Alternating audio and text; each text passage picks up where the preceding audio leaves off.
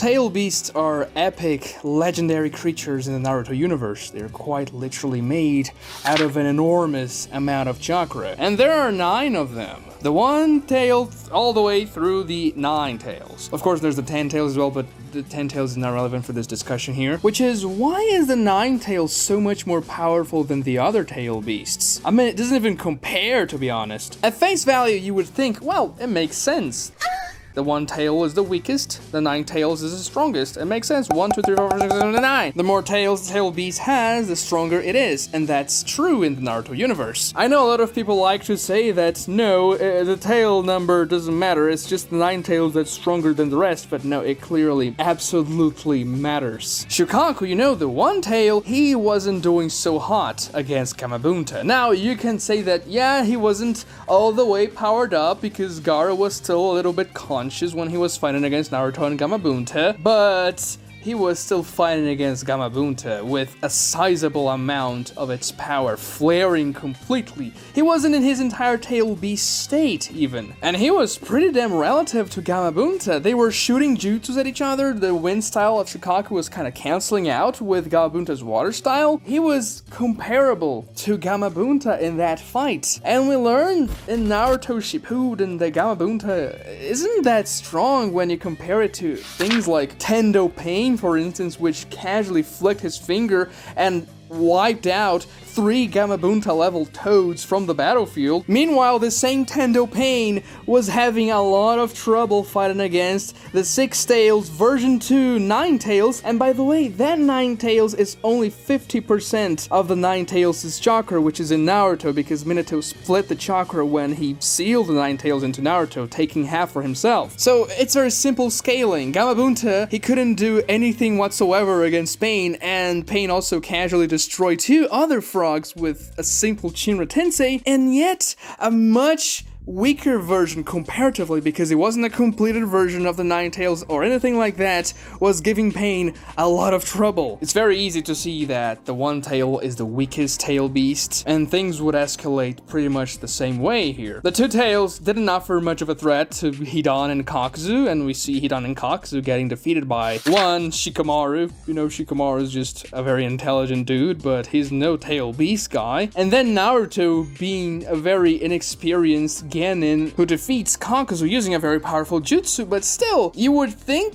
that if the 2 tails was that much more powerful than any other tail beast, or something like the 8 tails for instance, that would have offered more resistance to Kakuzu and Hidan, and it didn't. None whatsoever. The 3 tails was absolutely bodied by Deidara. That was the easiest thing ever. Deidara absolutely destroyed it without suffering a single scratch. And we can also see in the fight when Obito uses the Jinchurikis that the 2 tails and the 3 tails didn't do much at all. The 5 tails was pretty good in that fight. It was able to take the 8 tails out of commission with a Tsunori attack. The 6 and the 4 tails were also pretty useful. Granted, the 7 tails didn't do much. It was just flying there, kind of hanging out. But it's pretty clear that the number of tails dictates the power of the tail beast. The 8 tails is already a much more powerful tail beast than its predecessors. We see that when the 8 tails kind of shoves an entire Bijuudama into the 10 tails, and also when the 8 tails and the 9 tails are able to shrug off a Bijuudama from the 10 tails as well, just kind of tanking it with sheer force. The other tail beast would be blown away by that.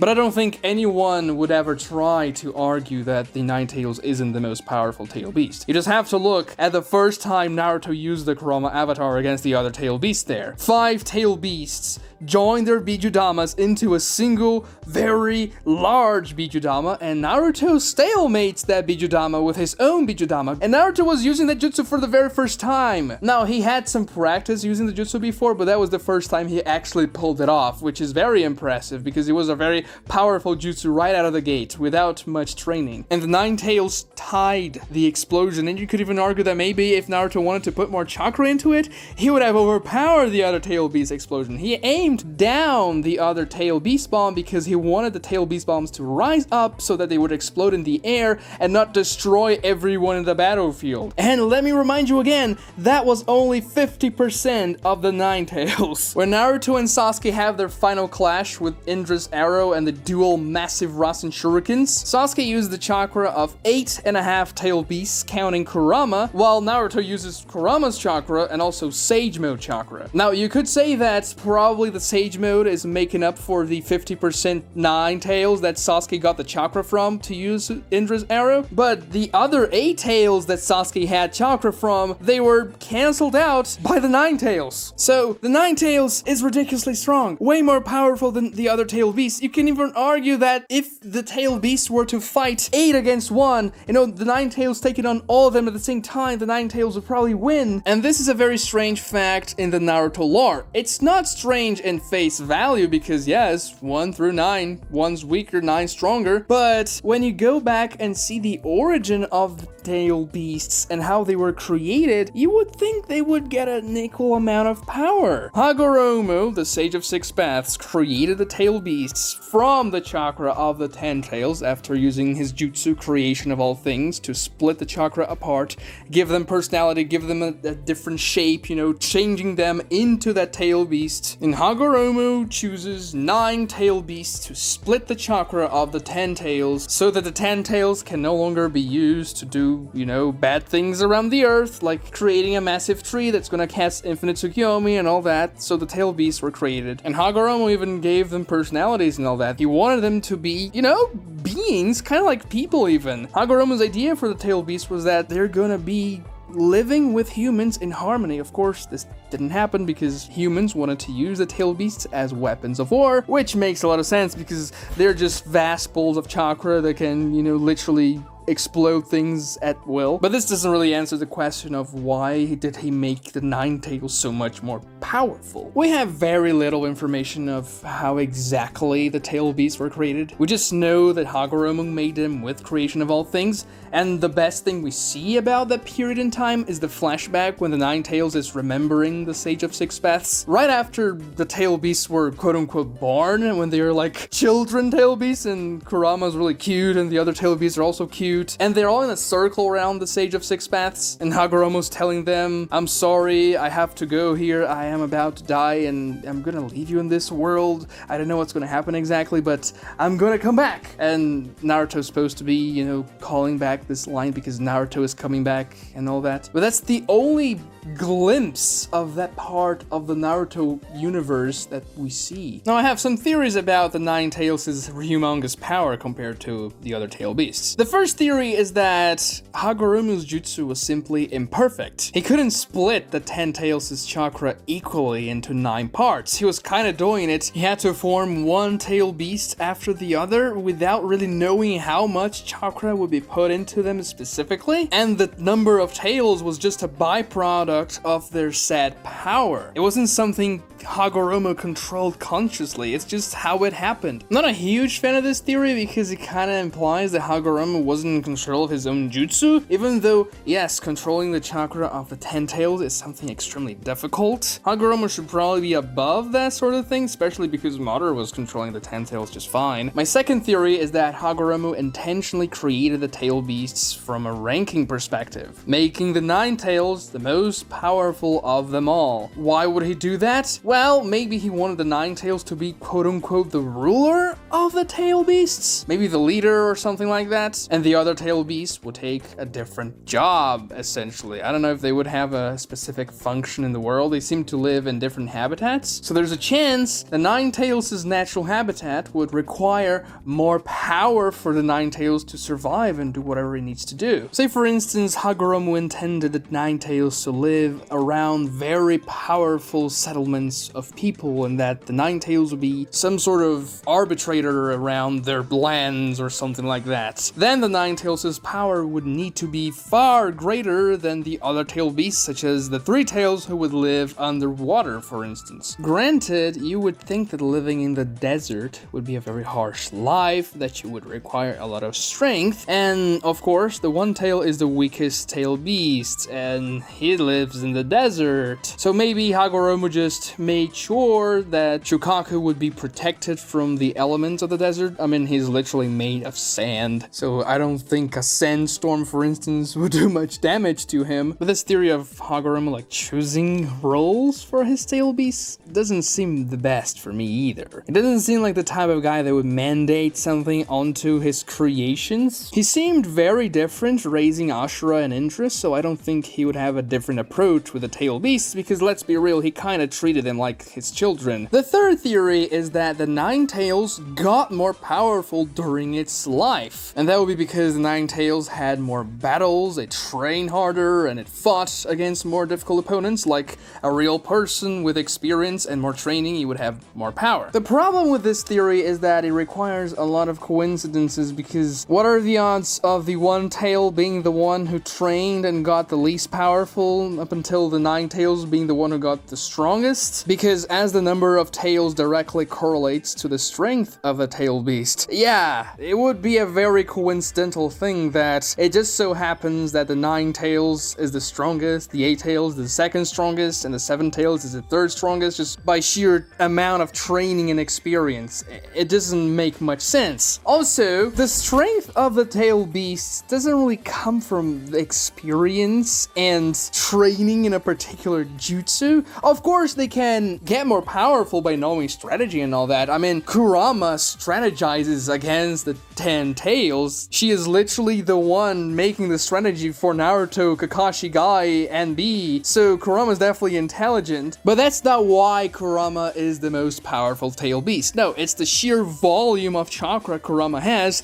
and the sheer strength of that chakra. It's more strength than the other tail beasts, and that's something raw that's been implanted into Kurama since its inception. It's obvious that Kurama got a bigger slice of the 10 tails pie in the beginning of things when Hagoromo created all of them, so this theory also doesn't work very well, especially because it doesn't seem like the tail beasts can acquire more chakra over time like people can. I mean, Naruto as a kid had less chakra than he had as a Hokage, for example, so the tail beasts don't work that way. The fourth theory is that the Nine Tails is the tail beast of the main character of the series, and therefore it is the strongest tail beast just because of that. Because Naruto has to be a very powerful ninja by the end of the series, the Nine Tails, therefore, has to also be the strongest tail beast, because it would be kind of underwhelming if the protagonist of your shonen series wasn't the Jinchuriki of the strongest tail beast, not including the 10 tails, of course, because that's a different case. In the shonen genre, the main character is also gonna have the strongest thing in its universe, being the demon he has, or the power, or whatever. It's just a staple of this series format. Also, because Kishimoto wanted Minato to have the Kyuubi as well, and KCM, when the war came, he split the Nine Tails into 2 parts, and because of that, Kishimoto had to make the Nine Tails have inside of Naruto more powerful than any other tail beast that comes beneath it. And that's because Naruto is the main character, and because the Nine Tails is split in half and only half of it is in Naruto, this means that half of the Nine Tails is more powerful than the other tail beasts, because he had to be more powerful because Naruto's the main character, and then Minato arrives, there's the other half of the Nine Tails, and that half is as powerful as Naruto's half, so if you put 2 and 2 together, when those halves combine, they're gonna be even more powerful than the other tail beasts, making the Nine Tails exponentially stronger. I've seen a pie chart of the power levels of the tail beasts before. It was fan-made, of course, but it kind of explains things well. The entire pie chart would be the total power / chakra of the 10 tails. This was the pull Hagoromo had to split